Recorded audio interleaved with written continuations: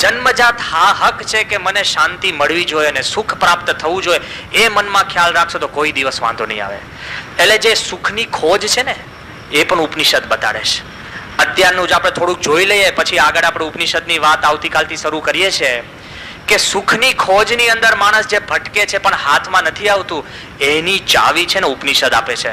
કેવી ખોટ છે, આપણે ગમે ત્યાં તમે ફરતા જાઓ ને ભાગતા જાઓ. હમણાં જ ફિલાડેલ્ફિયા યુનિવર્સિટી વાળાએ રિસર્ચ આપ્યો કે અમેરિકામાં લોકોને છે ને સુખ માટેનો સમય નથી. સમજી ગયા ને? આપણને નથી સમય, સુખ માટેનો સમય નથી. એટલે કે આપણે છે ને એને ટૂંકો ઉપાય દેખાડે કે સુખી થાય. ફિલાડેલ્ફિયા યુનિવર્સિટીની અંદર એ લોકોએ $120,000 ખર્ચીને એક સર્વે કરાયો કે માણસને પળવારમાં શાંતિ કેવી રીતના થાય. તો એ લોકોએ માણસના મનનો તપાસ, માણસ જે જોવે છે એનો તપાસ, વાતાવરણનો તપાસ, બધા પૈસા ખર્ચીને શું કર્યું ખબર છે? એ કે માણસ થાકી પાકીને ઘરે આવીને એક માછલી ઘરમાં રાખ્યું હોય ને 15 મિનિટ માછલી સામે આમ જોવે ને તો એને શાંતિનો અનુભવ થાય છે. અરે મૂર્ખા, માછલી સામે જોઈને શાંતિનો અનુભવ થાય તો મૂર્તિ કે પ્રમુખ સ્વામી સામે જોઈએ એમાં શાંતિનો અનુભવ થાય કે નહીં? ત્યારે આપણે શંકા કરીએ કે થતો હશે, માછલીનો થતો હોય તો આનો ના થાય? થાય જ. જો સુખી માટે કેટલા બધા નુસ્ખા ના અંતે લોકો કરતા હોય છે કે લોકોને આમ બસ વિચાર હોય કે આમ ઘરમાં ઠંડા દિવસે આમ આગ બળતી હોય ને, આગ તે જોઈને આમ મજા આવે કે બસ અગ્નિ બળે છે. તો હવે શું કર્યું ખબર? ઘરમાં આગ રાખે તો કદાચ ઘરમાં આગ લાગે. એટલે ટીવી ઉપર એ લોકો એવી નાની વિડીયો બનાવી છે, આવીને સ્વિચ ઓન કરી નાખવીને ટીવી સામે બેસો ને આગ બળતી હોય અને કડકડ અવાજ આવે ને તમારે તાપણી કરવાની. લે, આ મૂર્ખાની ઓલાદ છે કે નહીં? આપણને લાગતું હોય આ સુખી થવા માટે નાની નાની વાત. થોડા વખત પહેલા તમને ખબર છે પેલું રૂબિક્સ ક્યુબ આવ્યું હતું ને, જુદા જુદા રંગના નાના નાના ચોસલા, ત્રિકોણ ના તેને તમારે રંગ આમ ફટાફટ કરીને ભેગા કરવાના, 4 સાઈડ, 9 સાઈડ કેવી બધી સાઈડ બધી ભેગી કરવાની. જે ગાન પણ ચાલ્યું બધા ખિસ્સામાં નાખીને કર્યા જ કરે. અને ક્યાં સુધી થઈ ગયું ખબર છે? માણસ આનંદ લેવા માટે 2 ઘડી આપણે આમ કરીએ, માનસિક આનંદ આવે કે બૌદ્ધિક આનંદ આવે, પણ એ બેન કરવું પડ્યું પછી અમેરિકામાં. કેમ ખબર છે? લોકોથી ન થવા માંડ્યું ને અઘરામાં અઘરા તો આપઘાત કરવા માંડ્યા. લે, સુખના ઉપાયથી આપઘાત. આ કઈ દુનિયામાં રહે છે? એ કે મારથી ન થયું તો આપઘાત. લે, એટલા કેસીસ રજીસ્ટર થવા માંડ્યા કે આ રૂબિક ક્યુબ બરાબર સેટ ના થયું એટલે આપઘાત કરે છે. સુખ લેવા જઈએ છે ને, ફાવતું નથી ને એટલે આપઘાત થાય છે. સુખ તમને ઢગલો ઢલગ આપી દે ને તોય માણસ એમાં ઘાયલ થઈ જાય છે. અમે હજુ સાધુ બન્યા ને પહેલાની વાત છે કે તે વખતે બહુ જ સારો એક ટેનિસ પ્લેયર હતો જેનું નામ બિયોન બોર્ગ કરીને, સ્વીડનનો one of the best players. એનું નામ જ એ લોકોએ આપ્યું હતું આઈસ્કૂલ બોર્ગ. સામે હારતો હોય માણસ અને સામે વાળાને પોઈન્ટ્સ આપી દે રેફરી, તો પણ એ વ્યક્તિ જરાય ગુસ્સે ના થાય એવું એનું મગજ શાંત. અને અમે તે વખતે રૂબરૂ હાજર હતા વિમ્બલ્ડન ની અંદર જોવા માટે. જ્યારે 5મી વખત છે ને એને વિમ્બલ્ડન જીત્યો. વિમ્બલ્ડન બહુ જ મોટી ટેનિસની ટુર્નામેન્ટ છે અને સળંગ 5મી વાર જીત્યો ને. તે વખતે કોકોકોલા કંપની ખાલી કોકની બોટલ લઈને આવી અને ખાલી કોકની બોટલનું ખાલી એને એક જ ઘૂંટડો પીવાનો અને એમાં $1 મિલિયન એને આપવામાં આવ્યા હતા. લે, કોકનો ઘૂંટડો પીવામાં $1 મિલિયન છે કે નહીં? સુખ સાહેબી આપણે તો શોધતા હોય કે થોડું વધ્યું કે નહીં, ટીપું પકડી રાખીએ કે હારો આટલો પૈસા ખર્ચ્યા છે, $1 ટીપું રહી ના જવું જોઈએ. આમ ખંખેરીને પીવે, પણ ખાલી સીપ પીવા માટે. એનું તમે જો જીવન તે વખતે વાંચ્યું ને, તે વખતની વાત છે, એને $2 મિલિયન આપવામાં આવતા ખાલી સબીના એરલાઇન્સમાં ટ્રાવેલ કરવા માટે. સ્વીડનની જે એરલાઇન્સ એમાં એ ટ્રાવેલ કરે, આપણે તો ટિકિટના પૈસા ના થાય. પેલાને ફ્રી ટિકિટ અને સામેથી $2 મિલિયન. લે, અમારી પૈસા, અમારું પ્લેન વાપરો, અમારા બૂટ પહેરો, અમારા ટી શર્ટ પહેરો. કેટલા બધા પૈસા, કરોડો ને અબજો રૂપિયા. એ માણસના જ્યારે લગ્ન થયા, એની પત્ની માટે ડાયમંડનો ડ્રેસ એને તૈયાર કર્યો $500 મિલિયન. આ બધું લેખિત છે $500 મિલિયન. અને પત્નીને એને છે ને ભેટમાં શું આપ્યું ખબર છે? આપણે નહીં લગ્ન થાય ને ભેટમાં આપીએ ને બધું, તો પત્નીને એને ભેટમાં છે ને ટાપુ ખરીદી આપ્યો. લે, ક્યાં ફ્લેટની વાત, ક્યાં ગાડીની વાત, અત્યારે અધોધો થઈ જાય આપણને.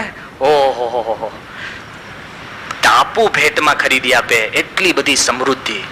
સમૃદ્ધિ એટલી નહીં, ઘણા સમૃદ્ધ માણસ હોય પણ અહીંયા ડફોડ હોય ને તો કોઈ કિંમત નથી.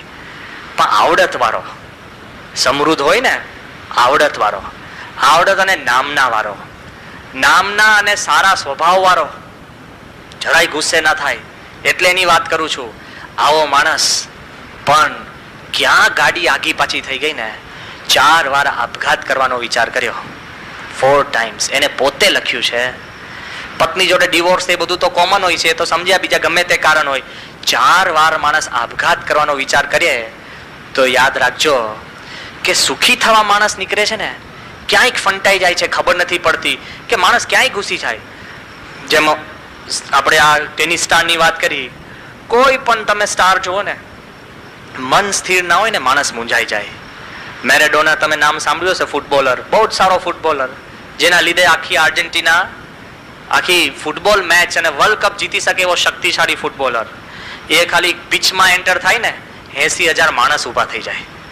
કેવું ના પડે હું હવે આવી ગયો છું, બધા મારી સામે જુઓ, એવું બધું નહીં. બોર્ડ ને એડવર્ટિઝમેન્ટ ને આગળ બધું કરવું ના પડે. નેચરલ ટેલેન્ટ હતી. એ માણસના જમણા પગનો ખાલી અંગૂઠાનો ઇન્સ્યોરન્સ કઢાયો ને $11 million, કે એનો અંગૂઠાનો ઇન્સ્યોરન્સ, તો નખનો ભાવ શું? અધધ થઈ ગયા કે નહીં આપણે? પણ ડ્રગ્સમાં ચડી ગયો ને, ક્યાંય ફેંકાઈ ગયો. સુખી થવા, આપણે જેને સુખ માનીએ છીએ ને, બધું લીધા પછીની વાત છે. કારણ કે બહુ લાંબી વાત નથી કરવી, પણ બધાને ખબર છે કે સુખી થવા માણસ નીકળતો હોય છે, પણ એને છે ને એ જગ્યાએ કોઈ આમ ઠીક ઠેકાણું નથી પડતું. અવારનવાર આપણે સાંભળતા હોય છે. આપણે લંડન મંદિરે પણ આવી ગયા દર્શન કરવા. બારે બહુ જાહેરાત આપણે નથી કરી, પણ માઇકલ જેક્સન તે વખતે ખાનગીમાં લંડન મંદિર દર્શન કરવા આવી ગયો, અને તે વખતે પોતે બોલ્યો છે. અને તે વખતે એની જયારે કિંમત એ લોકોએ આંકી હતી તો $550 કરોડ તેની પાસે બેંકમાં હતા. એટલે લિક્વિડ મની. આપણે નહીં, આપણે તો આપણી કિંમત ગણાવીએ ને તો બધું ગણાવે, એમાં ફ્રીજ, રેકોર્ડર ને પછી આપણે નાના નાના પેલા લીધા હોય ને, કોકે આપણે કંઈક આપ્યું હોય ને ઉછીના બાકી હોય તે, અને બાપ દાદાની જમીન હોય જે ભાગ કાઢો તો એ $80 થી વધે નહીં, એ પણ ગણાવીએ કે અમે આ મિલકતદાર આપણે છે. તોય માણસ હાંફી જાય. એવી રીતના વાત છે. આ માણસના લિક્વિડ કેશ 550 કરોડ અને અબજો રૂપિયામાં એની મિલકત ને એની નામના. એવું કહેવાય છે ખાલી એક જ સોંગ ગાઈને નીચે ઉતરે ને તો કેટલો ચાર્જ ખબર છે? $2 કરોડ. હે સારે ગામાં પતનીસા હમણાં ધૂન કરીને એમાં $2 કરોડ આપણે આપવા પડે પ્રેમાનંદ સ્વામીને. એ ટાઈપનું આપણને લાગે, એનાથી વધારે કહેવાય, ભગવાનનું નામ દીધું છે એટલે. પણ તમે વિચાર કરજો કે આટલું બધું હતું, અને જ્યારે એને પૂછ્યું ને તો શું સાંભળવા જેવું છે. એ કે તમને દુઃખ શું છે? તો શું કીધું ખબર? એ કે ઇટ હર્ટ્સ ટુ બી મી, કે મને હું થવામાં વધારે દુઃખ લાગે છે. એને પોતાની જિંદગી ગમતી નહીં, એને એમ જ છે કે બધા સુખી છે મારા કરતા. એ સારું ને, આપણને એવું છે, એવું લાગે ને, બધાના મનમાં એમ હોય છે. પણ આ બાજુ તમે શાસ્ત્રની અંદર વાત જુઓ, એ સ્પષ્ટ કે છે કે સુખી થવા માટે માણસ જુદા જુદા માર્ગ લે છે, પણ એ બધા કરતા એવા માર્ગ છે કે જેથી કરીને તમે છે ને અંતરની અંદર શાંતિ પ્રાપ્ત કરી શકો. એ માર્ગ જુદા છે. કેવા માર્ગ? અત્યારે તો વર્તમાન કાળના બધા માણસોની વાત કરી તમને, પણ ભૂતપૂર્વે બધા થઈ ગયા ને એનું આ જ પરિસ્થિતિ. વિવેક સાગર સ્વામી ઘણી વાર કહે છે કે નેપોલિયન સંપૂર્ણ સામ્રાજ્ય ઊભું કરીને પછી શું બોલ્યો છે ખબર છે? કે I haven't seen 6 happy days in my life. એવું કે છે કે મારી પગની નીચે આખી પૃથ્વીનું ધન, સામ્રાજ્ય, અને આ દુનિયામાં એવી એક વસ્તુ નથી જે હું પ્રાપ્ત ન કરી શકું, એવી મારું જીવન. પણ જીવનની અંદર હું 6 સુખી દાડા હું જોઈ શક્યો નથી. અને આપણે શાંતિ છે કે નહીં? સાચું કહો છો પાછા? હા, આમ બધા કહીએ, પણ માણસના અંતરની અંદર એવી તકલીફ હોય છે ને કે નથી થતું. જેમ નેપોલિયનની વાત કરી એમ સિકંદર, એલેક્ઝાન્ડર ધ ગ્રેટ, મૂર્ખ માણસ નતો, સમ્રાટ હતો. અને એ માણસે બધું ભેગા કરીને જ્યારે એનો અંત અવસ્થા આવી ને, સેંકડો ડોક્ટરો દવા કરી ગયા, કેટલી બધી એની પત્નીઓ, કેટલાય બધા એના સૈનિકો, તે વખતે સિકંદર સમ્રાટ કહે છે કે જ્યારે મારી તમને અંતિમ યાત્રા કાઢો ને ત્યારે એક કામ કરજો, પહેલા મારું સૈન્ય રાખજો. પેલો કે કેમ? કે પછી કોની રક્ષા? તમે ન હો પછી સૈન્યની જરૂર? એ કે ના, દુનિયાને ખ્યાલ આવે કે આટલા બધા સૈનિક હતા, એ મને મોતથી બચાવી શક્યા નહીં. એ કે મારી આજુબાજુમાં છે ને બધા મારા ડોક્ટરો ચલાવજો. પેલો કે કેમ? કે આટલી બધી દવા કરી પણ સમ્રાટ સિકંદરને એક ડોક્ટર પણ એને મોતથી બચાવી શક્યા નહીં. અને મારી પત્ની એને મારી પાછળ રાખજો. કેમ?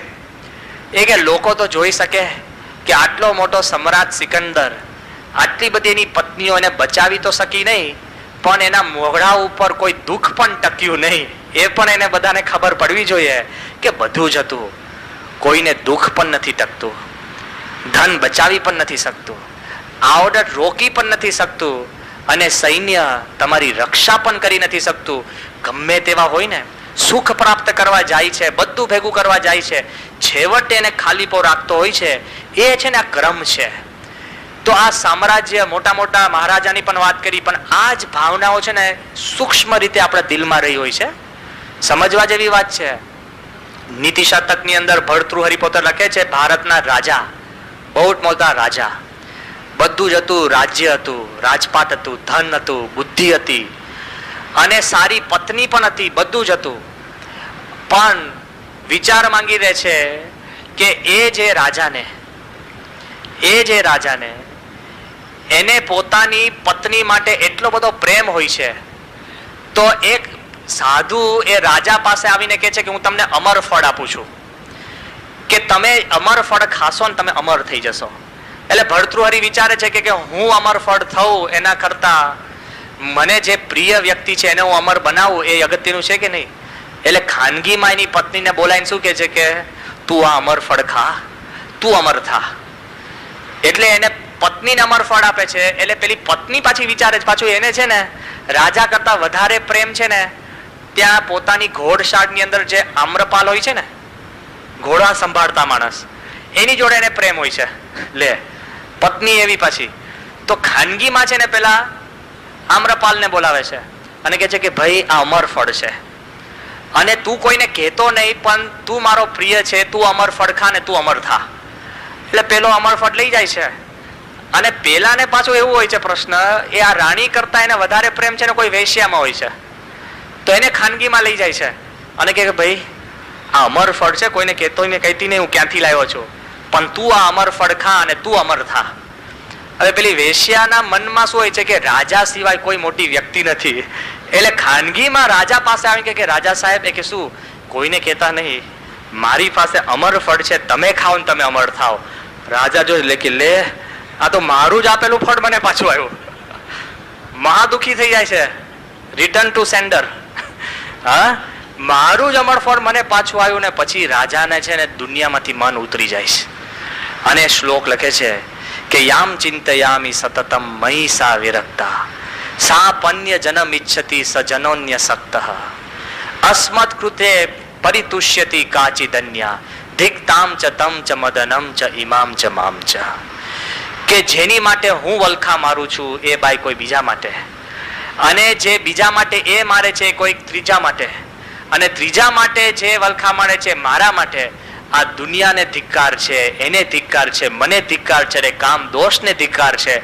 એ વિચાર કરીને ભર્તૃહરિ બધું છોડીને ઉપનિષદનો માર્ગ લે છે કે બધું મૂકીને આપણે ભગવાન પાસે જઈને કંઈક શાંતિનો ઉપાય મળે એ માર્ગે પોતે લે છે. ત્યારે આપણને ખબર પડે કે આ દુનિયાના જે કંઈ સુખ છે ને એ ટ્રાન્સફર છે. તમને લાગે ને કે આજે બહુ મજા આવી, બધું ટેમ્પરરી છે. પેલો 6 કલાક 3 કલાક પિક્ચર જોઈને આવે ને કે બહુ મજા આવી, પણ તમે પિક્ચરમાં છે ને સુખ કરતા દુઃખ જાજુ લઈને આવો છો. કેમ કે પિક્ચરમાં જેવી ગાડીઓ વાપરે અને જેવા કપડાં પહેરે તો તમારી ઘરે છે નહીં. એટલે 3 કલાકના સુખની અંદર જિંદગીનું દુઃખ આવે છે કે નહીં? હે, આવે જ છે. મનો ઈચ્છા, આકાંક્ષા બધું એ પ્રમાણે થવા માંડે, અને એમાં જે લોકોને પ્રાપ્તિ થાય છે, તમે પ્રાપ્ત કરવા જાઓ છો એ મેળ નથી ખાતો. અને તમે જો ફેરવતા હોય ને, કેવું છે આ દુનિયાનો ક્રમ ખબર છે કે ટ્રાન્સફર ઓફ લોડ. તમે કંઈક બેગ પકડતા હોય ને તો હાથમાં પકડો, એટલે થાક લાગે ને પછી ડાબા હાથમાં પકડો. થાક લાગે તો માથે પકડો, છેવટે પીઠ ઉપર પકડો, અને તમને શું લાગે કે હાશ, અરે ભાઈ બોજો તો તારા ઉપર જ છે. એમ તમે અહીંયાથી કંટાળો પિકનિક કરવા જાઓ. ઘણા છે ને પિકનિક કરવા જાય ને પછી અઠવાડિયું બીમાર પડી જાય. તો શું કરવા ગયા હતા? હા, એ કે સ્વામી બહુ થાકી ગયો છે. લે, તો થાક કાઢવા ગયા હતા કે ભેગો કરવા? બધાનો અનુભવ હશે. ઓ બાપા, એટલે કેવું થાય છે? વિચાર કરજો કે આપણા દિલની અંદર ભગવાન અને સંતનો પ્રવેશ થાય ને, શુદ્ધ વિચાર પ્રવેશ થાય તો સુખ છે. તો ટૂંકમાં આજે જે વાત થઈ આપણે જોઈ લઈએ કે ઉપનિષદનું જે જાદુ છે ને એ વ્યક્તિને વૈશ્વિક બનાવી દે છે. સાંભળજો, ઉપનિષદ એક વાત કરે છે કે વ્યક્તિ કરતા વિશ્વ વધારે અગત્યનું છે અને વ્યક્તિને વિશ્વ એક છે. ભેદ રેખા ભૂસે છે, તમને વિશાળ બનાવી દે છે. ઉપનિષદનું જે જાદુ છે એ કહે છે કે સુખ તમારો જન્મજાત હક છે, એ તમને આમાંથી પ્રાપ્ત થશે એવી એક ગેરંટી લે છે. ત્રીજી વાત આવે છે કે ઉપનિષદ એમ કે છે કે દરેક સુખનો મૂળ ઉપાય છે આત્મસાત અનુભવી એવા ગુરુ એનો મૂળ ઉપાય છે. એ અંદરની અંદર વાત આવે છે. અને આગળ પણ એ લોકો વાત કરે છે કે એવા ગુરુને તમે પ્રાપ્ત થાય ને ત્યારે દરેક વસ્તુ અંતરની અંદર શમી અને શાંત થઈ જાય છે. એવી શક્તિ ઉપનિષદની અંદર રહેલી છે. કેવી શક્તિ? તો બે પ્રસંગ જોઈને આપણે પૂરું કરીએ કે પ્રમુખ સ્વામી મહારાજ કે એમાં શક્તિ કેવી પડેલી છે. તો સ્વામી એકવાર રાતના 10 સવા 10 વાગે ઉતારામાં બેઠા હતા અને તે વખતે ભારતના બહુ જ નામાંકિત પોતે સોશિયલિસ્ટ છે વાય.કે. અલગ સાહેબ, નામ સાંભળ્યું હશે. MP પણ રહી ચૂકેલા, પણ સારા સારા કામોમાં પણ પોતે ઇન્વોલ્વ થઈ ચૂકેલા. એ પ્રથમવાર પ્રમુખ સ્વામીના દર્શન કરવા આવ્યા અને સ્વામીના જ્યારે દર્શન કરતા અમે બધા સંતો બેઠા હતા, 5-10 સંતો. સ્વામીએ દાંત પહેર્યા નતા, ઘોડામાં ઓસીકું હતું, રાતના 10:15નો વારો હતો, આરામમાં જવાની અણી ઉપર હતા. અને વાય.કે. અલગ જ્યારે આવ્યા ને અને સ્વામી જોડે વાર્તાલાપ કરીને સ્વામી એમને 5-6 પ્રશ્ન પૂછ્યા અને બસ એ દર્શન પતી ગયા. હવે સાંભળજો, એક વખત બહુ જ મોટી બિઝનેસ મીટ હતી જેમાં ભારતના સારા સારા બિઝનેસના ચેરમેનો હતા. તે વખતે અમારે સંતોને જવાનું થયું ને તે વખતે વાય.કે. અલગ સાહેબે વર્ષ પહેલાનો પ્રમુખ સ્વામીનો અનુભવ તાજો કર્યો. એને શું કીધું ખબર છે બધાને? એ કે આમાંથી કોને કોને પ્રમુખ સ્વામીના દર્શન કર્યા છે? તો ઘણા બધાએ નહોતા કર્યા. એને એવું કીધું કે તમારે પ્રમુખ સ્વામીના દર્શન કરવા હોય ને તો રાતના 10:15 વાગે જવાની જરૂર છે. કે જ્યારે 20 વર્ષનો જુવાન થાકીને લોથપોથ થઈ ગયો હોય ત્યારે રાતના 10:15 વાગે પણ પ્રમુખ સ્વામીના શરીરમાંથી શક્તિ નીકળતી હોય છે. કે હારું, મને તે વખત લાગ્યું સ્વામીએ દાંત નથી પહેર્યા, ઓસીક્યુ લઈને બેઠા છે અને એને કીધું કે 10:15 વાગે પણ સુવા જવાની અણી ઉપર પ્રમુખ સ્વામીની બુદ્ધિ કેટલી સતેજ છે. તો ઇંગ્લિશમાં એને કીધું કે with the knife of logic he can slice and analyze any thoughts you put in front of him. કે સ્વામીના ખોળામાં તમે કોઈ પણ વિચાર રજૂ કરો ને તો આમ તર્કની ધારથી એના ટુકડે ટુકડા કરીને સમજી શકે એવી પ્રમુખ સ્વામીની બુદ્ધિ સજાગ છે. કેટલા વાગે? રાતના 10:15 વાગે. અત્યારે આપણને લાગે સ્વામી 10:15 10:30 થયા, હવે તો કથા. સ્વામી સજાગ છે. યાદ રાખજો કેટલી શક્તિ એનામાં પડેલી છે. અને આણે માણસે વાત કરી કે the best vision of પ્રમુખ સ્વામી is to see him with a pillow in his lap with no teeth in his mouth. To look at him smile is one of the rarest moments of your life. કોણ કે છે? વાય.કે. અલગ સાહેબ.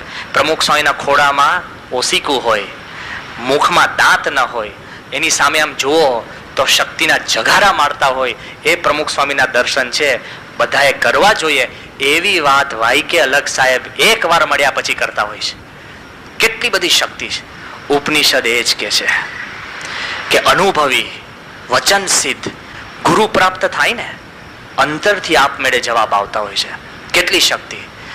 તમે જો અબ્દુલ કલામ સાહેબ president આપણા, એની એક નવી પુસ્તક એમણે લખી છે ઇગ્નાઇટેડ માઇન્ડ. એ ઇગ્નાઇટેડ માઇન્ડ એક પુસ્તક લખી છે. પુસ્તક 108 કે 116 પાનાની પુસ્તક છે. એ પુસ્તકની અંદર એને ધાર્મિક અનુભવો માટે કઈ 32 પાના લખ્યા છે. ધાર્મિક અનુભવો એના એ 32 પાનાની અંદર 8.5 પાના એને પ્રમુખ સ્વામી ઉપર લખ્યા છે. એક જ મુલાકાત, વન મીટિંગ વિથ પ્રમુખ સ્વામી મહારાજ. અને તે વખતે એને પ્રમુખ સ્વામી મહારાજને એટલા બધા પ્રશ્ન પૂછ્યા હતા કે 20 વર્ષ પછી ભારત કઈ બાજુ લઈ જઈશું, આ કઈ બાજુ, તે કઈ બાજુ, બધી જ વાત એને ચર્ચા કરી હતી.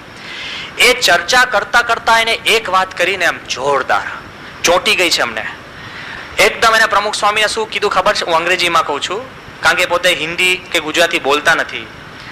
એ કે સ્વામી કે સંત તિરુવલ્લુવર કરીને સાઉથ ઇન્ડિયામાં એક સંત થઈ ગયા. એક વાત બહુ કરતા. શું વાત? કે if you have pain and you want to remove it, then bow before a mighty cosmic force and it will be removed.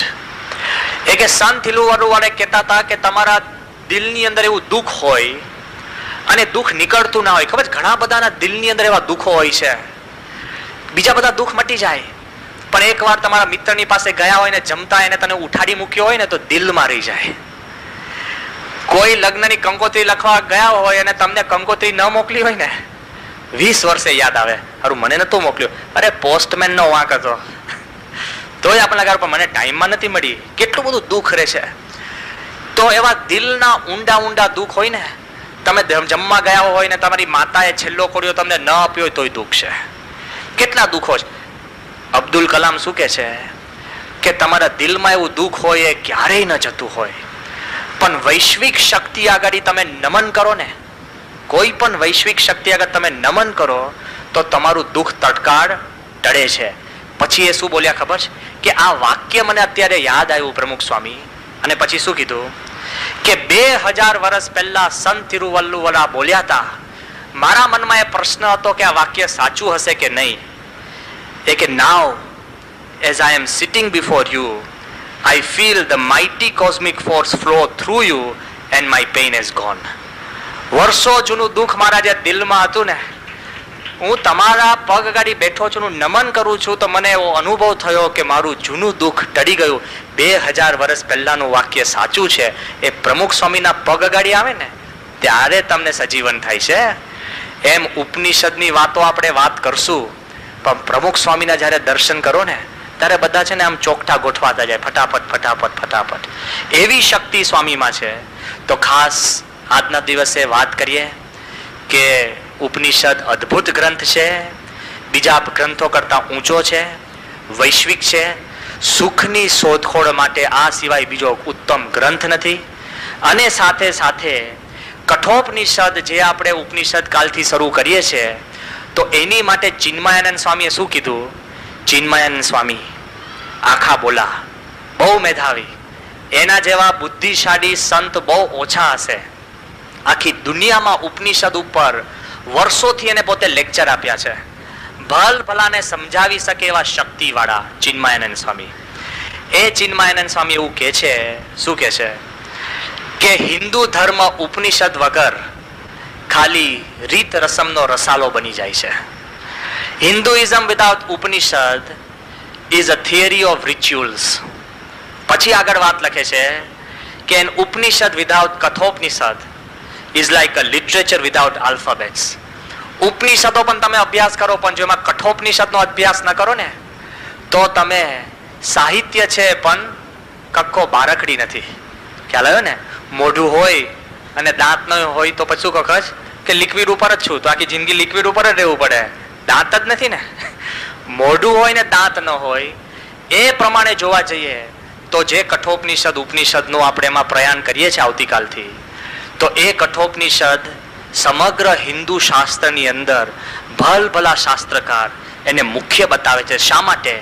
એક જ ખૂબી છે કે દરેક ઉપનિષદ છે ને, દરેક શાસ્ત્ર જીવનનો અભ્યાસ કરીને તમને જીવન શીખવાડવાની વાત કરે છે, અને કઠોપનિષદ છે ને મૃત્યુનો અભ્યાસ કરાવીને જીવન શીખવાડવાની વાત કરે છે. ખ્યાલ આવ્યો? કે જ્યારે મૃત્યુ તમારી નજર સમક્ષ આવીને ઊભું હોય તો મૃત્યુ જોડે ચર્ચા કરવાનો સમય મળે છે? હા, તો કે ભાઈ ઉભા રહો ને, મારે 5-6 પ્રશ્ન છે.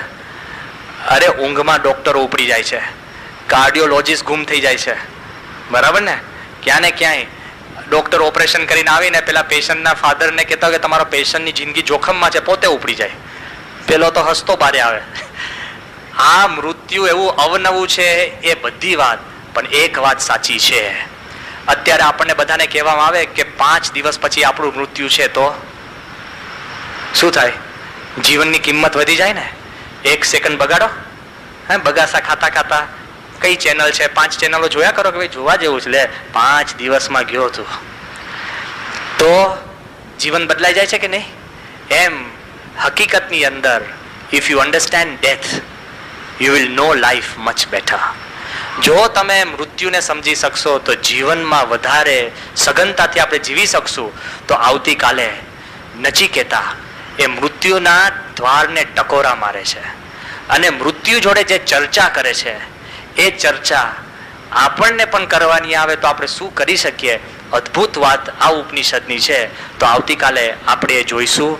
મહારાજ સ્વામીને પ્રાર્થના કરીએ કે દરેક 5 દિવસની કમાણી, જિંદગીભરની કમાણી આપણે કરી શકીએ. એ જ આજના દિવસે પ્રાર્થના. સ્વામી નારાયણ નારાયણ નારાયણ.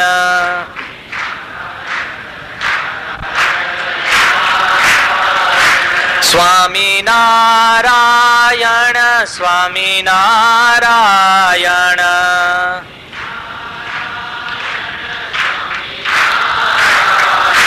સ્વામી નારાયણ નારાયણ નારાયણ.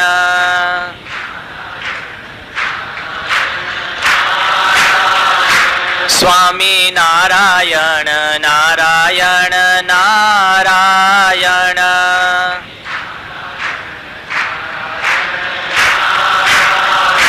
સ્વામી નારાયણ સ્વામી નારાયણ.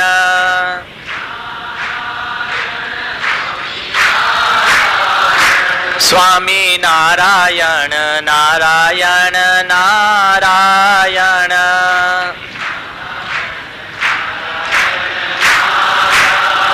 સજાન સ્વામી મહારાજની જય.